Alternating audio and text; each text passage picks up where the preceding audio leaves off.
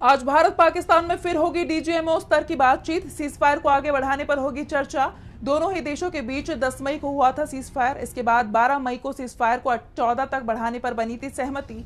14 मई को फिर 18 मई तक बढ़ाया गया सीजफायर। अब एक बार फिर इस पर होगी बात। पाकिस्तान की तरफ से की गई शांति वार्ता की अपील। पाकिस्तान के पीएम शहबाज शरीफ ने माना भारत के हमले में नूर खान एयरबेस सहित कई एयरबेस हुए तबाह। आज भी अमेरिका दौरे पर रहेंगे केंद्रीय वाणिज्य मंत्री पीयूष गोयल। प्रस्तावित द्विपक्षीय व्यापार समझौते पर अमेरिकी समकक्षों के साथ करेंगे चर्चा। टैरिफ को लेकर छिड़े बवाल के बीच उनका ये दौरा काफी अहम। अमेरिकी राष्ट्रपति डोनाल्ड ट्रंप का दावा, भारत 100% टैरिफ कटौती को तैयार। ट्रंप ने पहले भारत पर अमेरिकी सामान पर लगता है सबसे ज्यादा टैरिफ लगाने के लगाए थे आरोप। अमेरिका की तरफ से पहले भारत पर 26% टैरिफ का किया गया था ऐलान। बाद में इसे 90 दिनों के लिए 10% कर दिया गया। दोनों देशों के प्रतिनिधियों के बीच 4 दिवसीय इस वार्ता का उद्देश्य मौजूदा 90 दिवसीय टैरिफ विराम का लाभ उठाना है। अमित शाह के गुजरात दौरे का दूसरा दिन, कई परियोजनाओं का करेंगे उद्घाटन। सुबह 10:30 बजे शाह कार्यक्रम में करेंगे शिरकत। विकसित भारत के निर्माण में सहकारिता की भूमिका विषयक महासम्मेलन में होंगे शामिल। गुजरात राज्य सहकारी संघ द्वारा किया गया आयोजित मेहसाणा जिले में विविध उद्घाटन कार्यक्रमों में करेंगे शिरकत। केवीआईसी योजनाओं के लाभार्थियों से भी करेंगे संवाद। नगर निगम के विभिन्न विकास कार्यों का करेंगे उद्घाटन व शिलान्यास।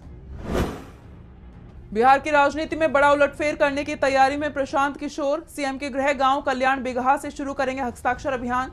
जनसुराज हस्ताक्षर अभियान के तहत घर घर जाएंगे कार्यकर्ता। 3 बड़े मुद्दों पर जनता से लेंगे राय। लालू, नीतीश और पीएम मोदी द्वारा किए गए विश्वासघात और भ्रष्ट शासन के विरुद्ध किया जा रहा है जन आंदोलन।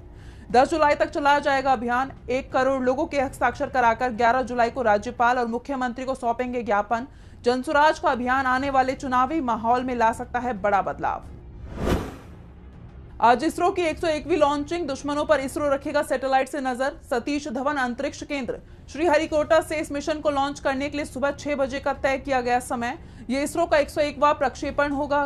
पृथ्वी की निगरानी क्षमताओं को बढ़ाएगा ये मिशन। विशेष रूप से भारत के सीमावर्ती क्षेत्रों की हाई रिजोल्यूशन रडार इमेजरी करेगा प्रदान। आज वेटिकन सिटी में आयोजित किया जाएगा पोप लियो 14 के लिए अधिष्ठापन समारोह। एक सामूहिक प्रार्थना सभा में औपचारिक रूप से पोप लियो 14 को पॉप के रूप में किया जाएगा स्थापित। वेटिकन पहुंचेगा दुनिया भर के देशों से प्रतिनिधिमंडल। भारतीय प्रतिनिधिमंडल भी करेगा शिरकत।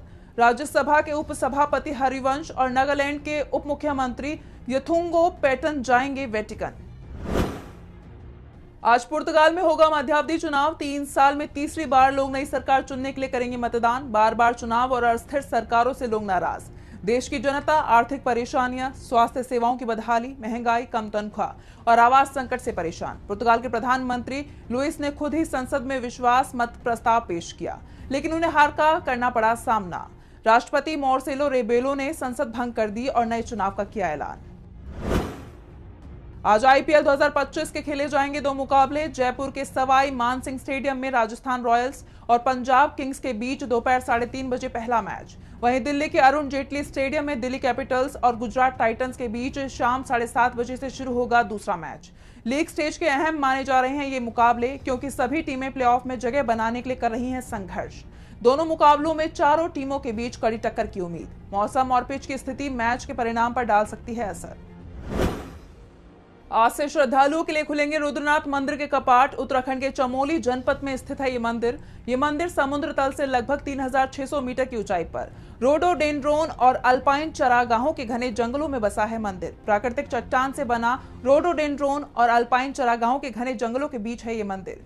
पंच केदारों में चतुर्थ केदार के रूप में प्रसिद्ध यहाँ भगवान शिव के मुख की पूजा की जाती है। मान्यता है कि महाभारत के बाद पांडवों ने यहाँ दर्शन कर कौरवों की जान लेने के पाप से मुक्ति पाई थी। मंदिर तक पहुंचने के लिए गोपेश्वर से सगर गांव तक वाहन और फिर 19 किलोमीटर की करनी पड़ती है कठिन पैदल यात्रा के ऑनलाइन पंजीकरण अनिवार्य है और हर दिन सिर्फ 140 श्रद्धालुओं को दर्शन का मिलेगा इजाजत। आज उत्तर पश्चिम राज्यों जैसे पंजाब, हरियाणा, दिल्ली, उत्तर प्रदेश और राजस्थान में गर्म और शुष्क मौसम की जताई जा रही है उम्मीद। तापमान 40 से 44 डिग्री सेल्सियस तक पहुंचने का अनुमान। गुजरात और मध्य प्रदेश में भी जारी रहेगा गर्मी का प्रकोप, लेकिन कुछ इलाकों में हो सकती है हल्की बारिश। पूर्वोत्तर भारत जैसे असम, मेघालय और अरुणाचल प्रदेश में भारी बारिश और गरज चमक के साथ बौछारों का अनुमान। दक्षिण भारत के राज्यों जैसे केरल, कर्नाटक और तमिलनाडु में जारी रहेगी प्री मानसूनी बारिश। बिहार और झारखंड में गर्मी के साथ कुछ स्थानों पर हल्की बारिश का अनुमान। जम्मू और कश्मीर और हिमाचल प्रदेश में पश्चिमी विक्षोभ के कारण हल्की बारिश और बर्फबारी मुमकिन।